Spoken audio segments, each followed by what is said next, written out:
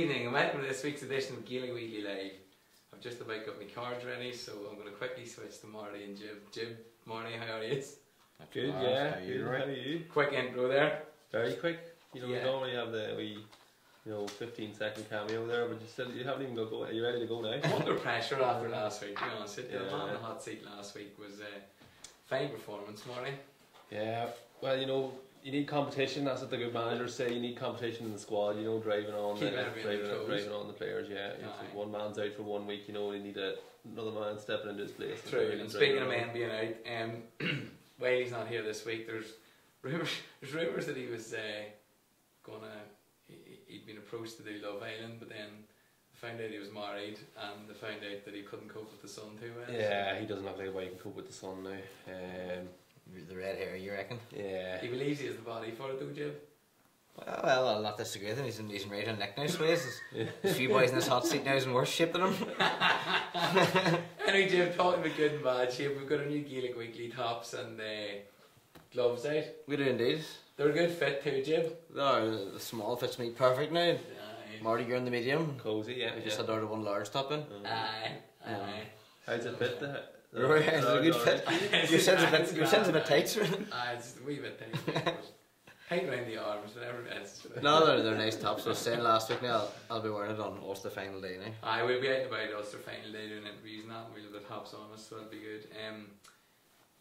I'll be full, lads. I'll not be doing interviews. We'll be getting to re-interview. Which is not long ago. We'll chat about that later. Jib, what about social media? Yeah, the social media today is who do we think is going to come out on top in the 4 provincial finals? Okay, so start off, I suppose this week it'll be Connacht, Roscommon at home to Galway. Probably the hardest one to pick from there. Yeah, it's tough, because Roscommon are reigning champions after all, even though the great season that Galway have had. Roscommon are reigning champions, they're at home. They beat Galway in this fixture last year. They will take a bit of beating. They play nice football. They've got a great forward line with there's the two Murtaughs and even the like of Cathal Craig coming off the bench last week or in the last day out. Like they do have a lot of talent there, and they'll take a bit of beating. But I'd say Galway would probably be favourites. But fancy Roscommon for an upset there actually. Do you? You called them last year, yeah, but it'd be hard to look past Galway when they played that well and. The people are talking about them being at that next level now. Yeah, I definitely fancy Galway now. Just the players they have, Comer, I think, is outstanding, and Shane Walsh. I think them 2 men alone are going to be the difference. I see they released the team today, Roscommon today, and it's certainly the same team as last year, and I don't think they've really come on that much, compared to what Galway have done. And then when we look at just obviously the viewers at home, folks, we want your opinion, of course, but we just talk over it first, maybe to give you a bit of an insight. With the boys' knowledge. Let's go to Munster next. The old rivalry of Kerry and Cork. Yeah, Cork looked impressive in the semi-final there, but Kerry looked even more impressive. Like the 32 points they kicked against like a pretty decent Clare team, kind of an established Division 2 team now. Clare have been coming for a few years and are fairly consistent team. Just Kerry looked awesome, But it is probably, Marty, one of those rivalries, maybe because they come against each other so often that, even when somebody's looking really, really sharp, the other doesn't really lay down. Yeah, no, it'll definitely, I'd imagine it'll be relatively close anyway. There's 7 new starters on the Kerry team last week. Relatively inexperienced, they would have probably a lot of league performances under the belt this year, with the like of Sean O'Shea and Clifford and a few other new lads in there. They're still green. There'll still be a chance. Like the more experienced Cork players would fancy themselves to target a few of them younger fellas and really put them to the pin of the collar early on and hope they can cause an upset down there. I don't think they will.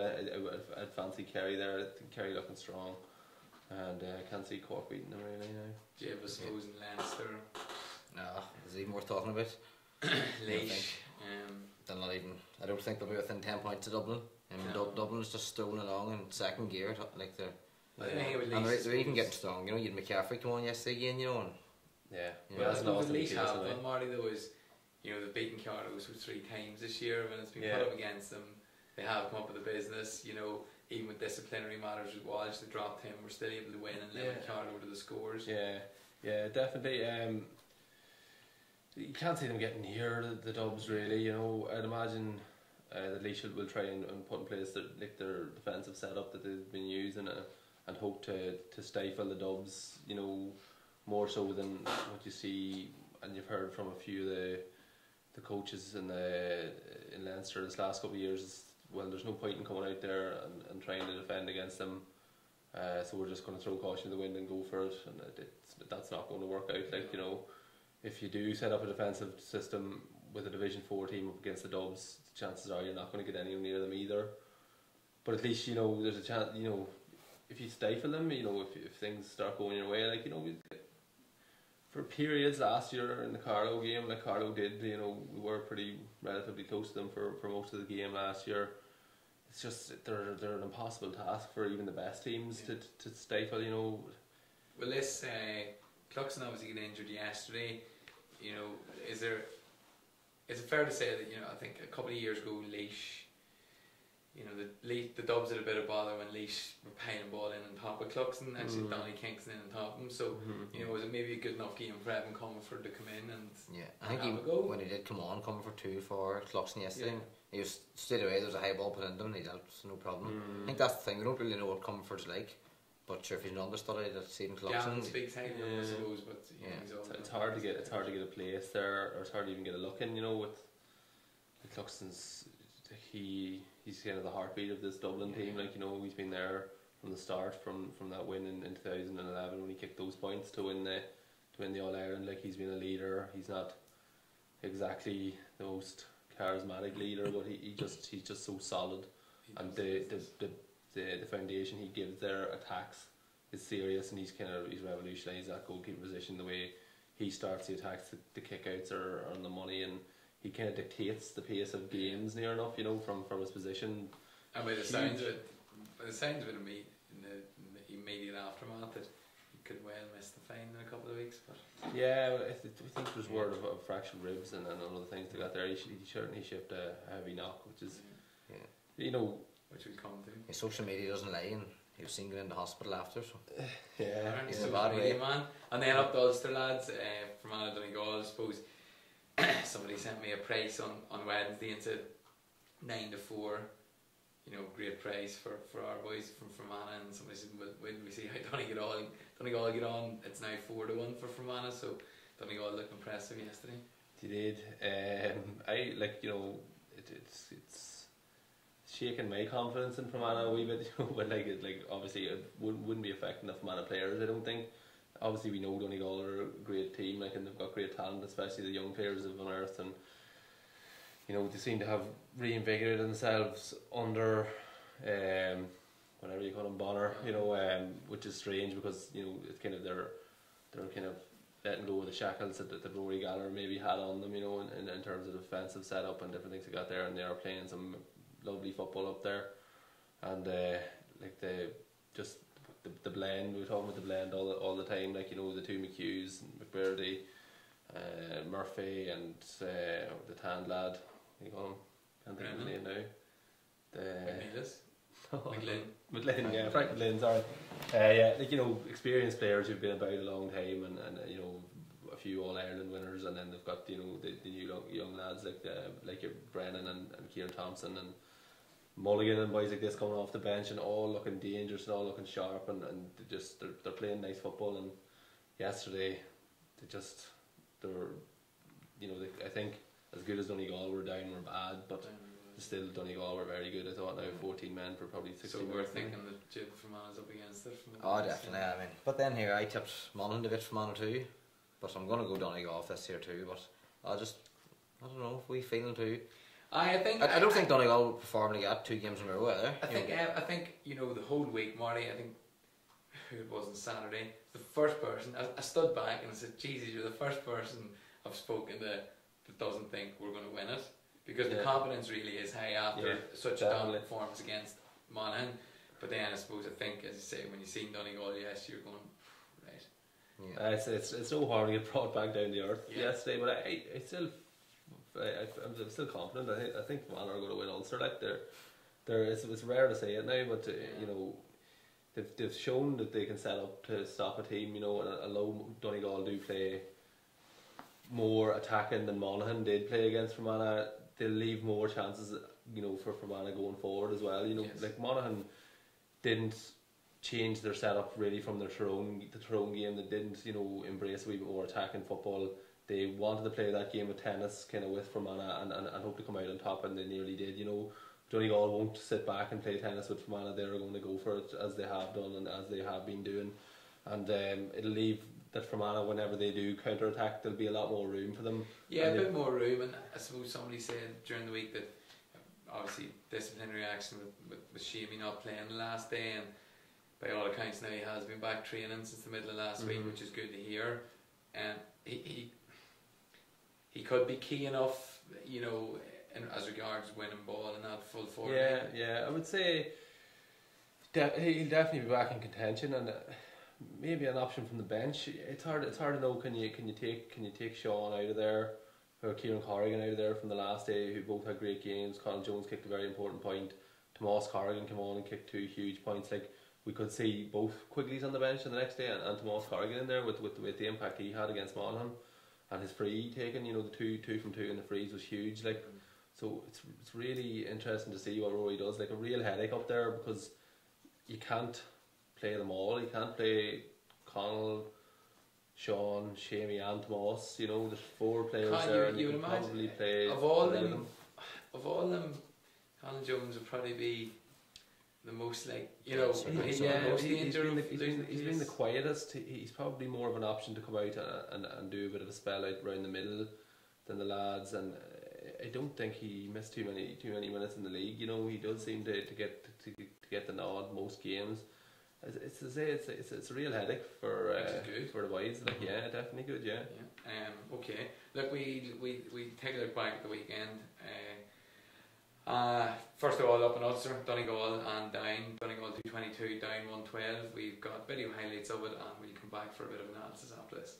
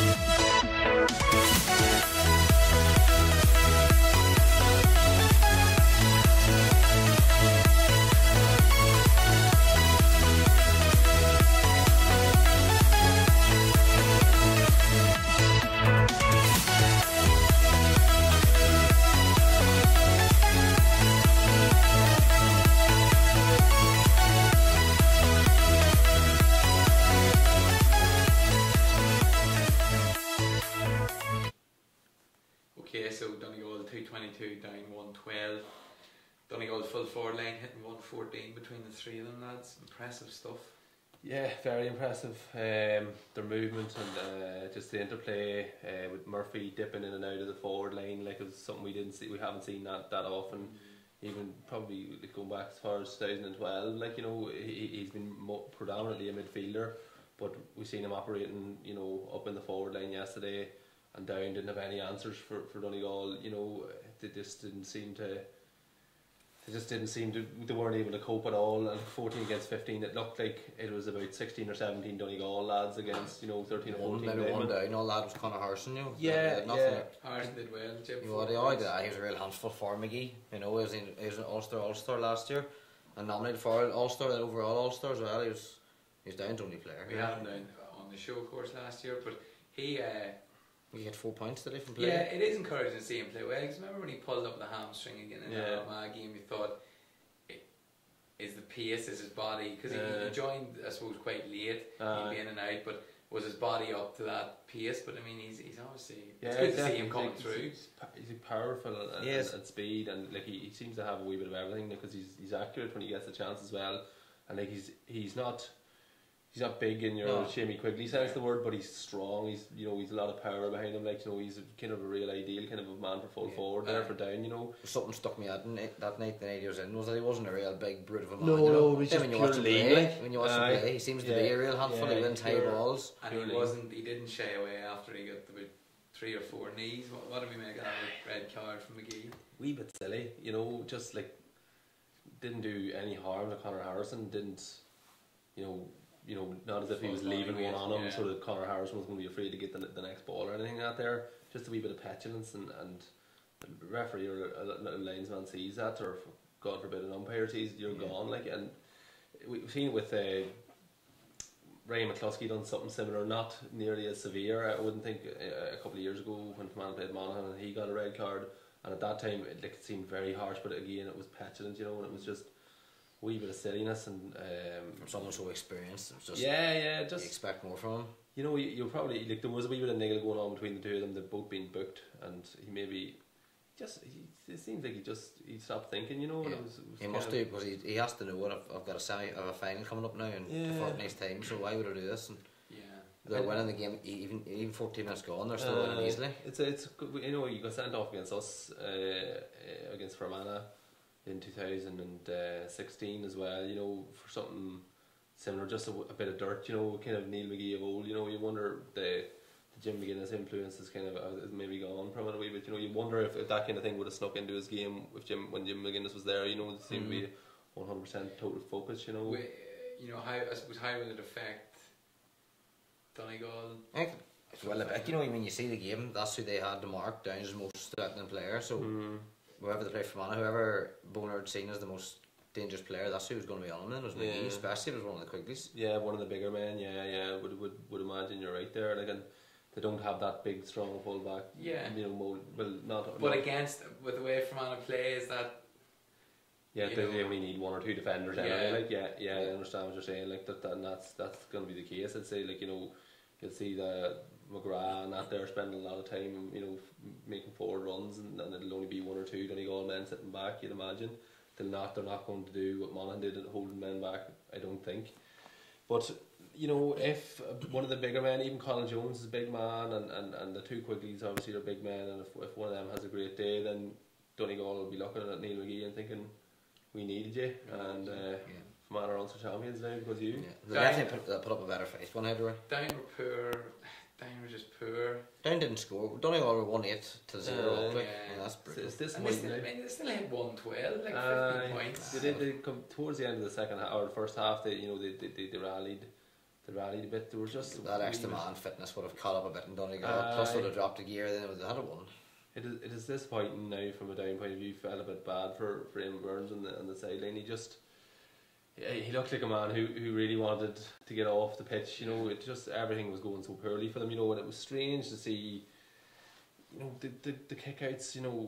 There was balls being kicked out, and it wasn't just as if the goalkeeper had kicked it out to maybe a one-off, 2-on-1, done 2 Donegal for 1 down men. It seemed to be kicking them to 3 and 4 Donegal players. And they were mopping it up, even though Down had the extra man. And I know Fermanagh deploy nearly, must be 90% long kick out, but you could see that Donegal were there. They wanted long kick outs. They were all waiting around the middle for it.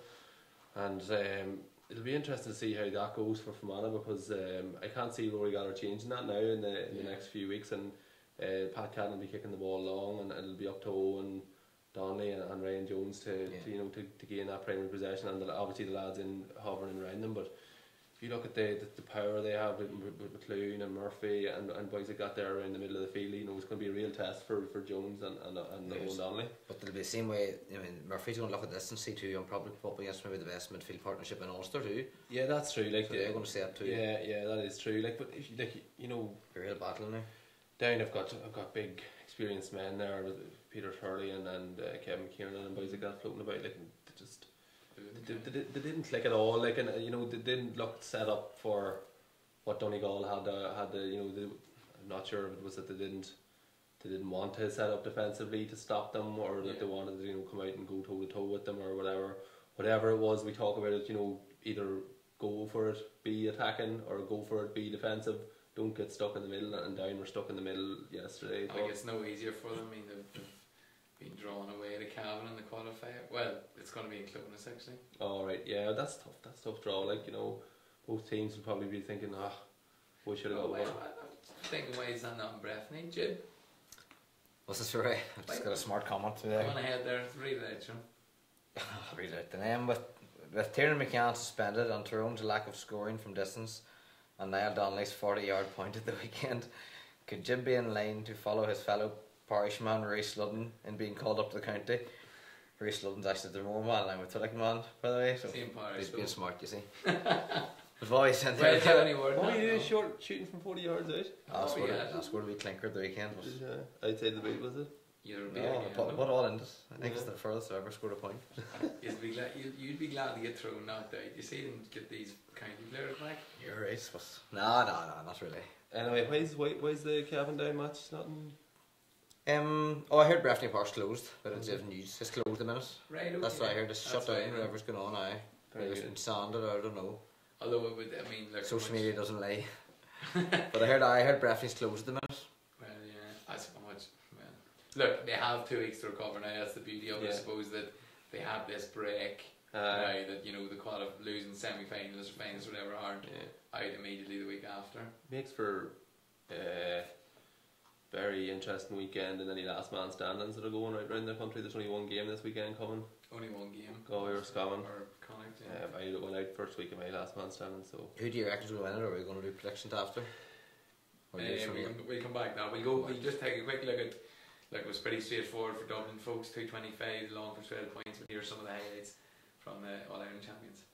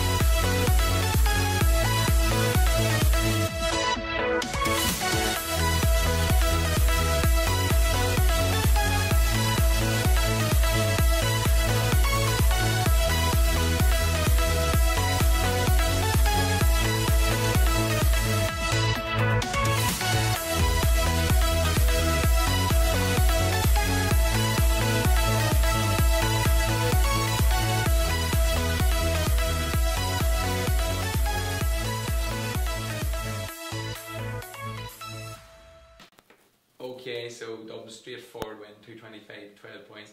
We've discussed the Cluxon injury already, lads. Marty, you were a bit taken aback by a comment from an RT pundit last night. Yeah, sick of these RT pundits. Stealing a living.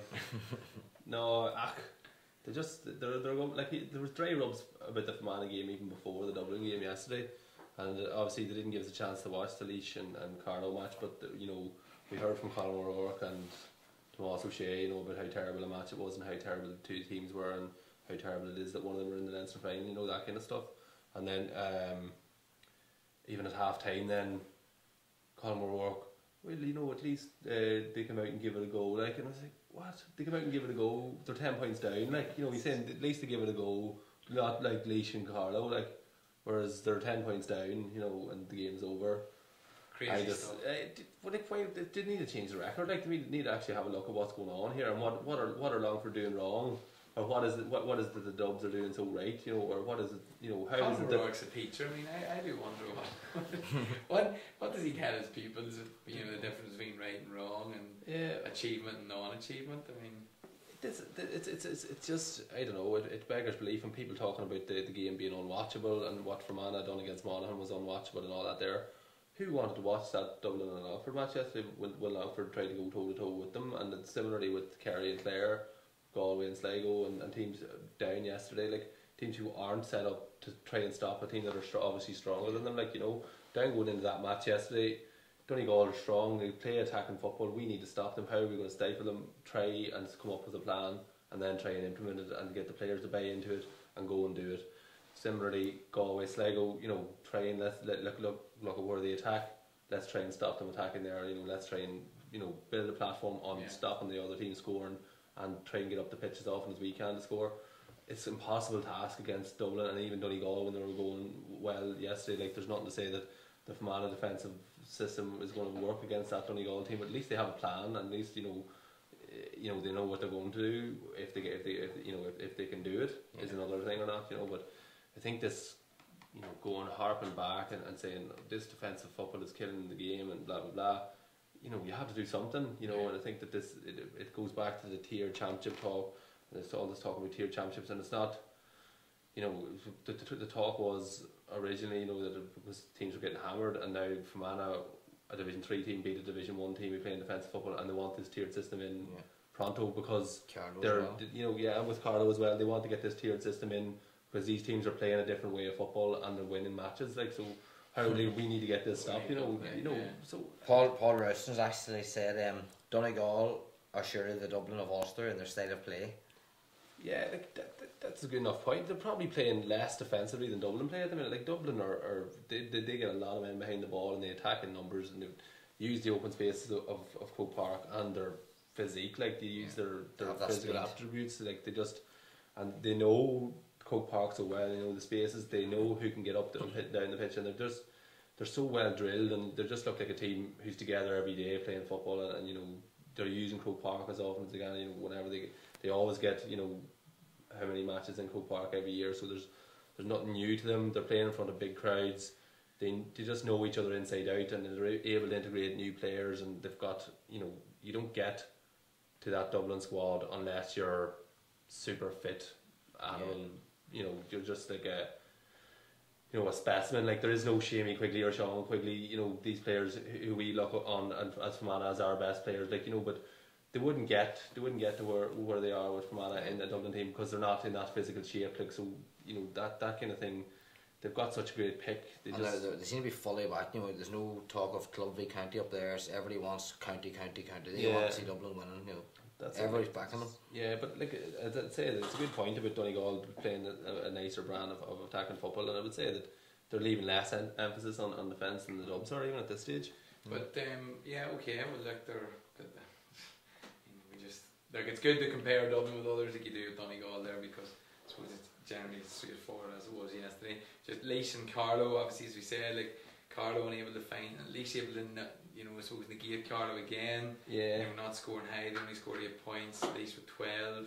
That's quite a big rivalry that doesn't really happen that often. It's building and building. It's like 3 matches this year, and unfortunately for Carlow, they come out on the wrong side, all 3 times, and like 2 massive matches, obviously the Division 4 final and the Leinster final yesterday. It would be lovely to see Carlow back in a Leinster final, but like Laois obviously come from Division 4 and that there, it's a massive achievement for them, and who knows what's going to happen in the final. They're probably not going to beat Dublin, but it'd be they're- great if they did set up defensively and Yeah. beat them. It'd be some But crack, for like. important for them too, it leaves them. They're one game off the Super 8s now. That's Yeah. what they'll be looking at. It's their first That's it. final since 2007.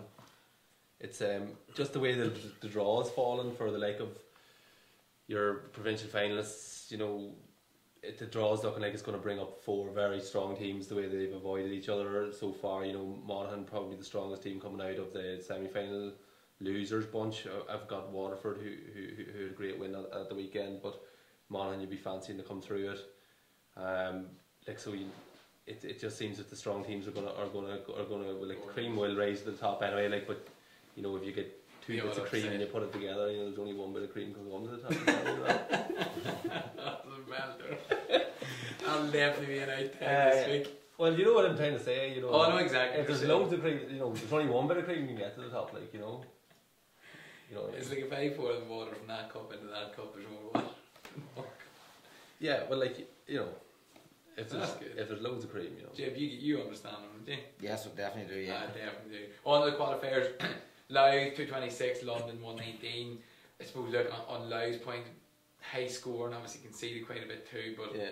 you know they probably needed to bounce back. Big win, But it was like a scalp that London felt they could have taken. Probably, yeah, and it's a big win. Glad for Pete because it's been a tough year so far. I think maybe 1 win in the O'Byrne Cup, and that was it. And obviously no wins in Division 2, and a tough defeat in Leinster Championship. And then like London is a tough wee spot to go to now, or a big spot to go to whenever you're not in great confidence, you're not in great form, and you know, with the disappointment of the last day and Pete coming out and criticising the players, you'd wonder what kind of reaction. And thankfully for Pete and thankfully for Louth, they've come out of it and they've got a favourable draw and they'll play Leitrim again, maybe the third year in a row, and they'll fancy the chances to beat Leitrim again this year. And you know, then all of a sudden you're building a bit of momentum. You know, 2 wins in the trot if they get them. But no, glad for Louth there and glad for wee Pete to get a And they do result. deserve a bit of credit. I mean, everybody's given The grass. Carlo, but even Carlo were getting praised last week for not hitting a shot wide. Louth scored 226 yesterday and only had 3 wides in the whole game. Yeah, Yeah. serious kicking. No, very good. Yeah. Very good. Look, Mayo 519, Limerick 37, basically straightforward. Limerick aren't in great shakes. Offaly 220, Antrim 115. That's a game I suppose we thought could have went either way. Yeah. Again, another side, another county that were in a bit of diffs. Yeah, similar I to think Paul Rice has come in there and he's steadied the ship a wee bit, which is good. Like you don't like to see counties go into free fall. And No.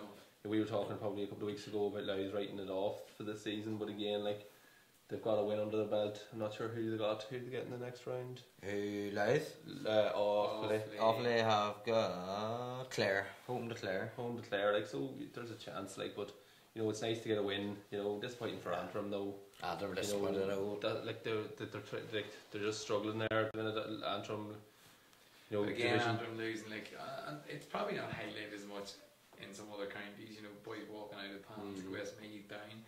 But Antrim year on year, it's a problem. Yeah, it does seem to be, and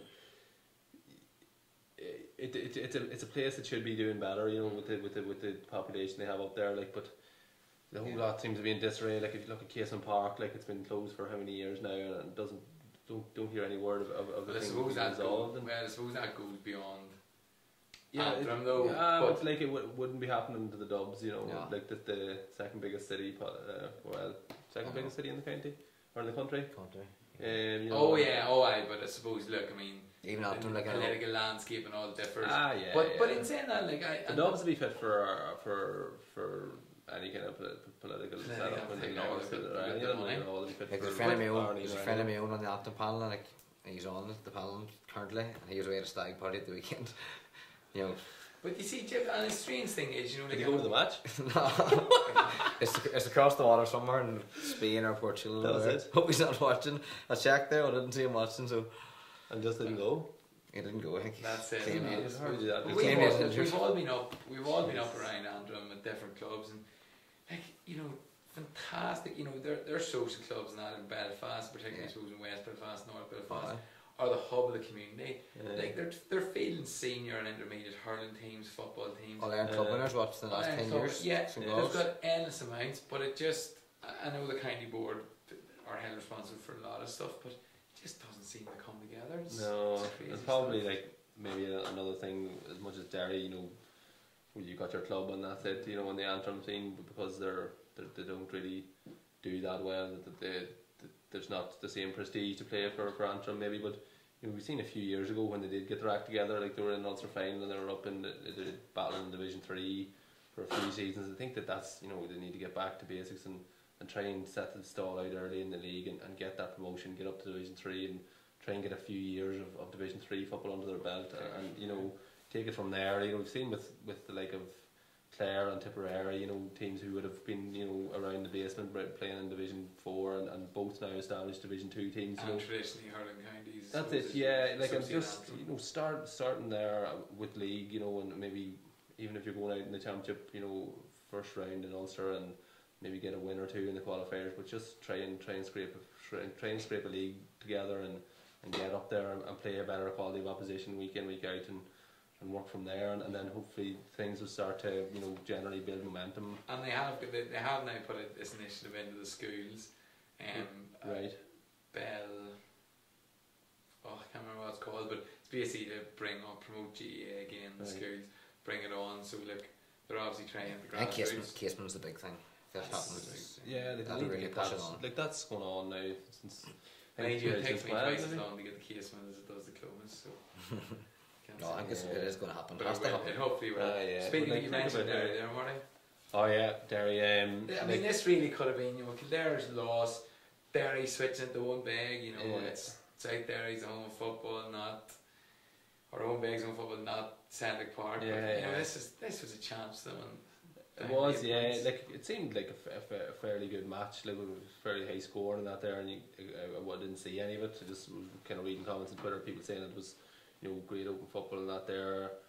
But still, it's a feat for Derry, and I suppose the team that's gone down to Division 4 against a team that's playing Division 1 football this year, maybe had a big ask for people to have given them as much of a chance as we did. But somehow, kind of, I think that there was a kind of a collective sneaking suspicion about Derry this weekend, and it just didn't come out.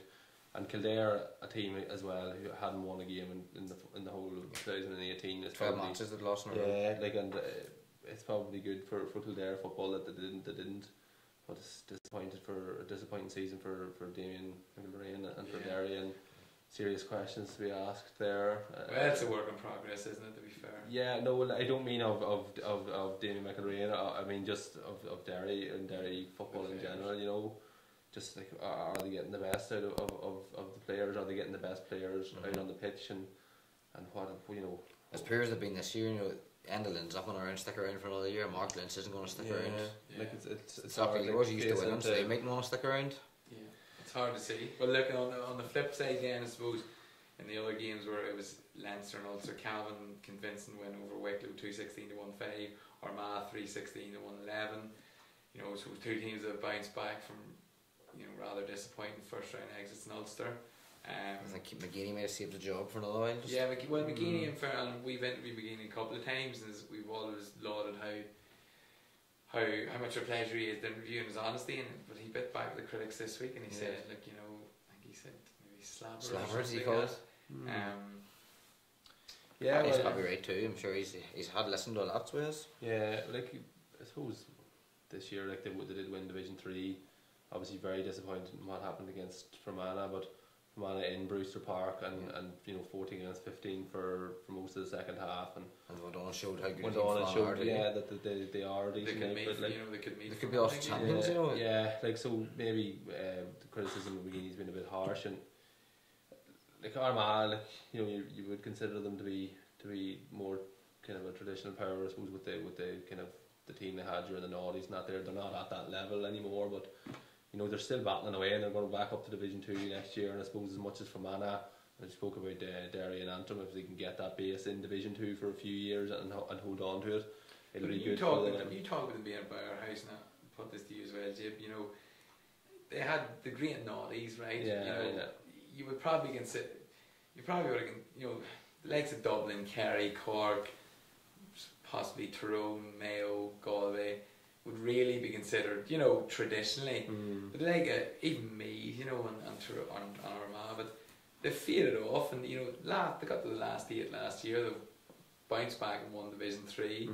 So it's not a bad position for them to be in, is it? No, I would say not. I think that it's probably looking with the kind of rose tinted glasses looking back at that team in the 90s that won all the Ulster Championships and the All Ireland obviously, but it was only one All Ireland that they won probably. That was probably the biggest disappointment for Armagh people, that it was just one All Ireland, even though I think they won more Ulsters than Tyrone in that period.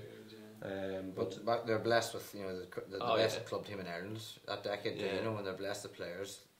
The players that they had in the 90s, they're not there anymore. Like that's there's not one cross player in the team now at the minute. And I mean their team, their players really you say underperformed against Fermanagh. It's not like they didn't have the chances, but I mean their score taking, it was just really poor. Things I suppose went against them as well with the injuries and that there, Grugan injury and I think the sending off was obviously a wee bit of foolishness and different things didn't go their way and Fermanagh just kind of had them ambushed them a bit, But nonetheless, the bounce back, a good win, and then finally I suppose we look at a great game, and I think saying something today, the qualifiers I think have been the best thing the GAA have introduced in a long time, and we're going to go 15 odd years now or something, 16. But Tyrone and Meath was a great game, it was a real exciting game. But the football wasn't good. You had kick passes over sidelines. You had thrown a couple of missed chances from 14 yards out. Yeah, Tyrone kicked a few simple ways now. And I suppose with the heat on Saturday evening and the crowd in Navan and that there, they were lucky to get out of it. They were lucky to get out of it. They were dead married. Deserves a lot of credit now for stepping up and just a wee bit of composure and a great point at the end. He's hit and miss, isn't he? But you say yes, they were lucky to get out of it, but that's what makes the qualifiers. Does that? You look at Tyrone, who would be fancied maybe top 4, top 5, go on to someone like me supposedly in a bit of disarray, but making a game of it. Does that? A lot of them are going back till Mayo last season. They should have been knocked out by Derry, and they went on and got to county final. So I think Mickey Hart will look at this game and think. Country fine. But I think Hart will look at it and say, here, we just wanted to win. They're all familiar territory. Tyrone had never been down there in a playoff like that before. You're bound to be, although did they not play in a long time? In a long time. They got a tight against, was it 2008 they got a tight against Louth in Park Calton perhaps? Had to beat them after extra time and then a replay? No. Did Meath knock Tyrone out there 1 year, not that long ago? What year was that? 10 years ago now. But Jib, you have to be happy with, I suppose, Tyrone had to empty the bench. Although funny, we had the boys in the Moy in here talking about Harry Laughlin. He's a bit of a... He did a wee one shot there, but then they always tell you Harry Laughlin always gets goals, and he got the goal, but I think the goal was made by a bit of quality from Ronan O'Neill. Yeah. But even on Ronan O'Neill topic, Ronan O'Neill went another 70 minutes and Hart didn't use him. He only forced to use him in extra time again. Seems strange now that he didn't. Pushing for an equaliser or trying to get a win in 70 minutes still wasn't considered. Yeah, he did show like a serious bit of quality for that goal, and just like he's got a wee bit of something about him. Ronan, like his vision's top to line. You can't teach vision. Ronan has that. Yeah. People say he might be slow at times and not fit, but he's intelligent and his vision is up there with the best. Up there with the best. So throw march on. Just about march on. I was chatting Matt yesterday, and he said it for himself. He thought that was it. Yeah, we were gone. Like, the 5 minutes addition was added, and then the ref added another for 20 seconds on. He was all Tyrone, wasn't he?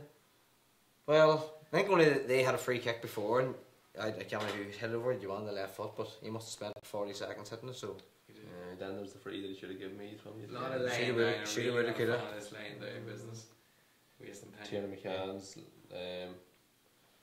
It's a bit silly from him. I don't know. Stupid, Maybe an Arsene Wenger view from it, but I don't know if he hit him or not. But it was. He just kind of you could see. Well, he caught him. It was. I'm sure it was foolishness. The line was close to 9. It's interesting enough, that's rule where you get back to 15 with the extra time. Like it's.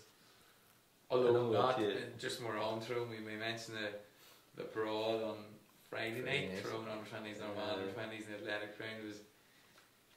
He said to me there was only handbags. I thought I'd seen a couple of tight hits, but anyway, basically what happened, Jib? There was the normal time finished. Then in extra time, there was Armagh. Back to 15. Armagh, no, you're right. There's 2 men sent off for Armagh. Then Tyrone had 1 sent off. No, this is an extra time. Sorry. One extra time. But the rule is if they were sent off in normal time, then players you can go back to 15 aside, so that's grand. But because they were sent off in extra time, and the game still finished the draw, it went to the next period of extra time, and you're not meant to. You're not allowed then. No, I would say people aren't that sharp with the rules. No, sure, obviously. Did they go back to the full quota? They went back. Tyrone started off, from my take it, I wasn't at the game, but from what I heard was Tyrone started off with their 15 aside. Then Armagh had seen this, so then they got their 2 extra players to run out again. And they got 2 lads sent off in extra time? Easy. Oh right, and then they threw them on in extra time? Yeah. And Tyrone only 1 sent off? Yeah. Bad move by Tyrone, hey?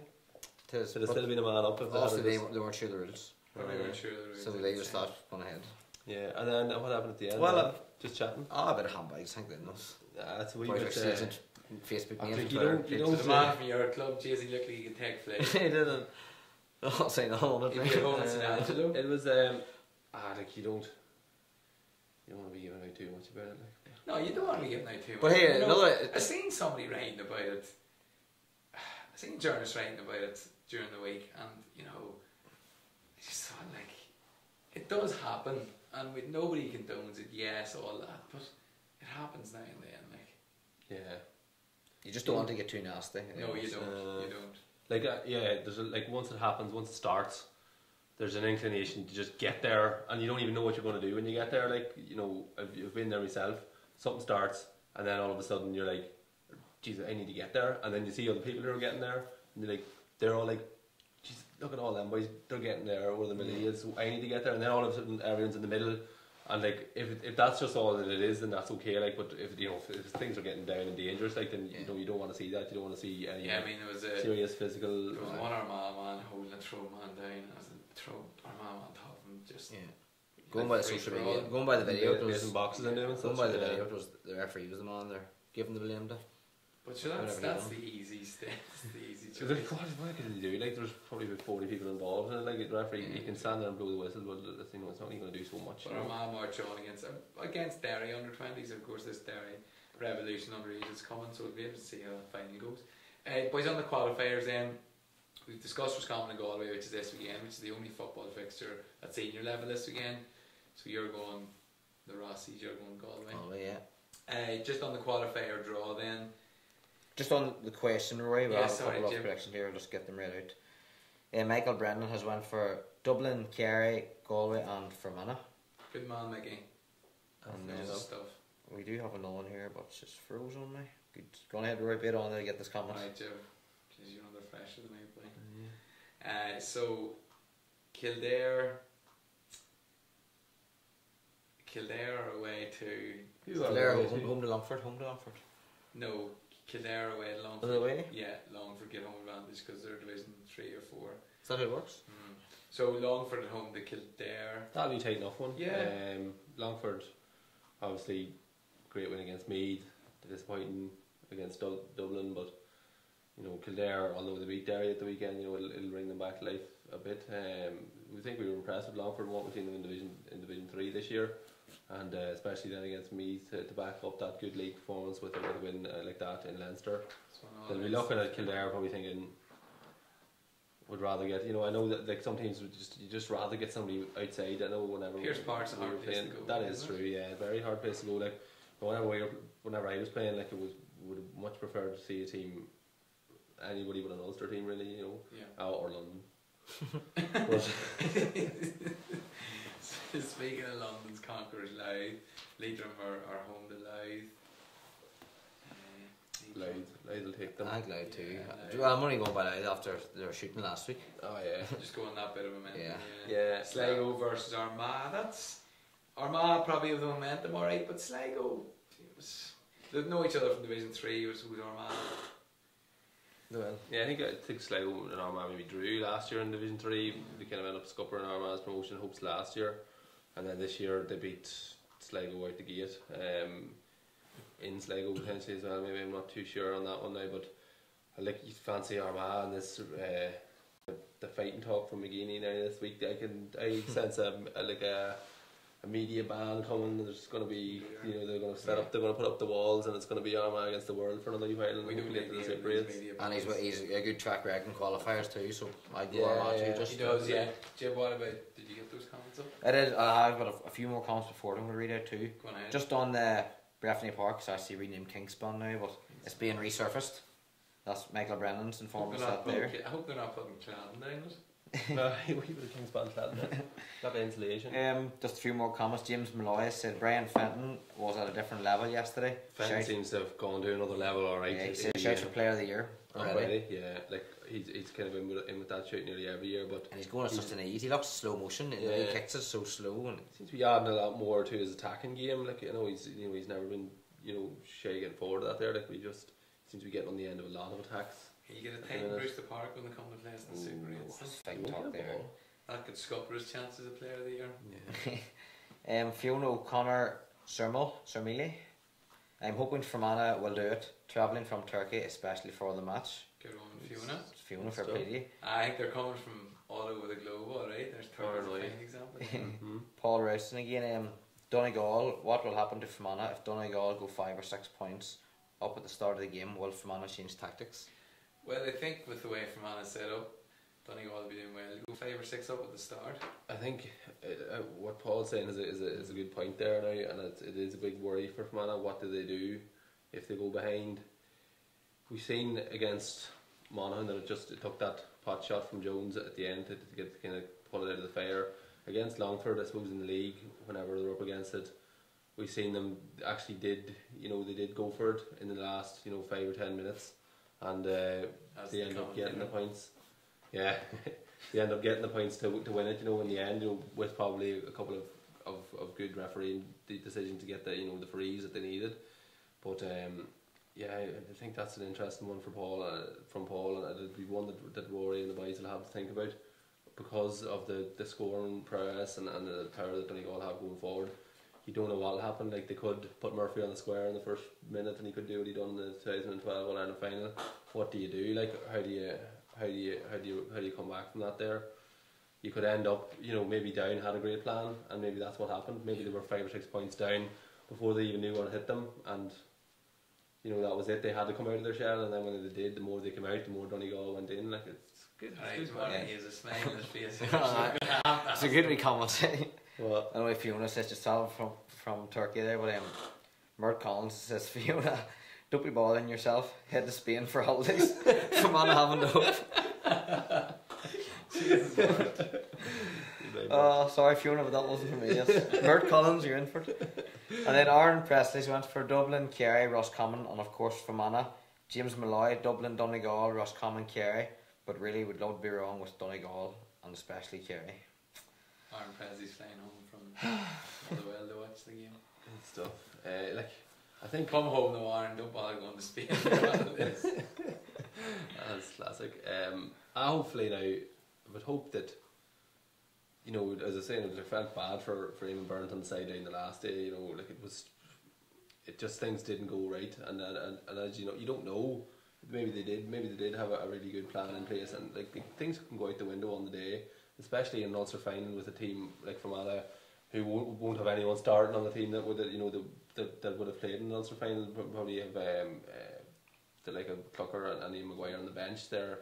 But this is new territory for all this Fermanagh team, and it's not going to be new territory for 60-70% of that Donegal team that'll start.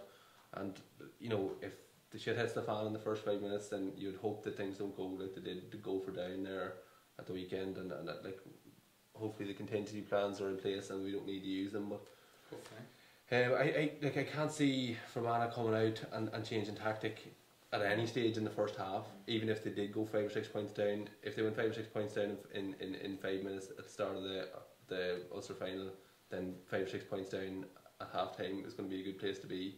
And I'd say that's the way they'll play. And you probably don't want to openly talk about being 5 or 6 points down and trying to keep it there.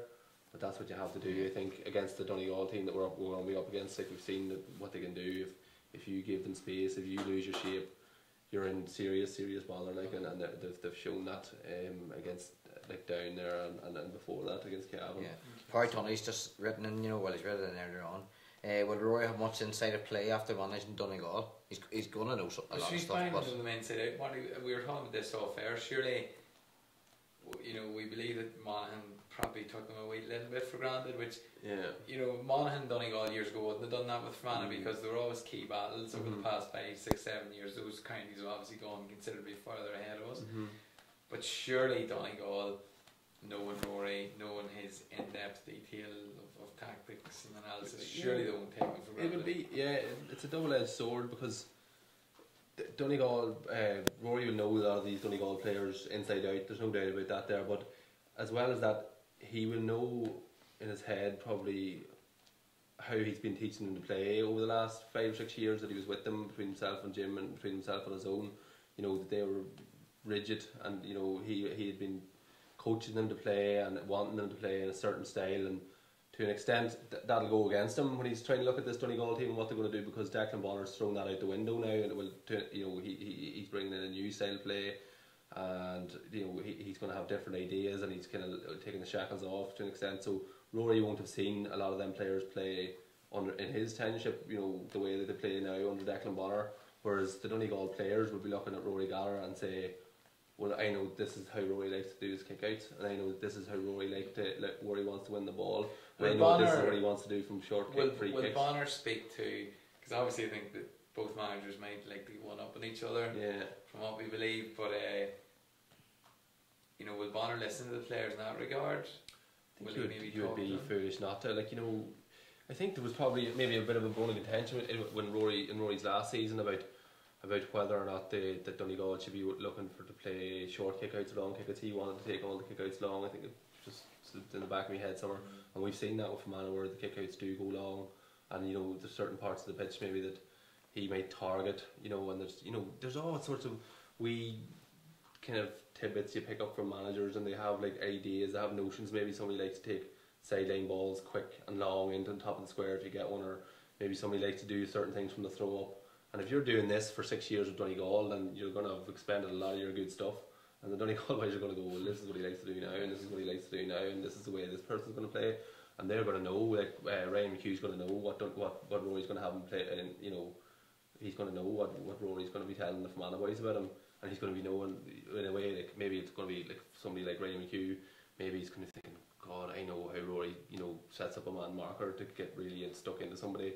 And he might be sitting there at home dreading it, but he might be sitting there at home thinking, I'm ready for that, you know, because I'm all about that. I love that. I eat that for breakfast. That's no bother to me. You know, certain players react differently. You know, some players will be like, I don't want that. I don't want that. You know, I don't want that kind of intensity. I don't want that kind of, you know, what Fermanagh done to Monaghan and what Rory has kind of primed them to do to the players like they done to Conor McManus. Nothing illegal, nothing, you know, but it's very in your face and it's very, you know, confrontational, and the Donegal boys are going to be knowing it's coming, and as I say, it's kind of fight or flight. Some of them are going to be like, yes, that's no bother to me at all, like, because that's how I like to play as well. So, you know, if there's like a Shea Cullen or a Kane Connor's going to be getting in somebody's face, then some players are going to love it and some players aren't going to love it, you know. So it's just it's an intriguing battle, you know. Most definitely, yeah, from manager to players on both sides. Okay, so just on the rest, and then obviously who Fermanagh conquered Monaghan, they've got a decent draw their way to Waterford. They can't really complain about that. No. Carlow doesn't get any easier for Carlow. Carlow's at home to Tyrone. Tough one, yeah. Like, it's going to be the battle of the attacks, and it's just going to be real class, open stuff. Like, I'm just kind of looking forward to a high scoring sweater there. And Old Colin O'Rourke, you know. I'd love it was like 3-0. I'd like to say a 3-0 there in that one, because it just, you know, it'd be great. It'd be great for football. I might throw a couple of thrown forwards. McCaskey hit 1-8. He hit 1-6 in about 6 or 7 shots. He had very first half. He was exceptional. Second half, he died down in the second half. And then Tip versus Mayo. You know, Mayo away to Tip.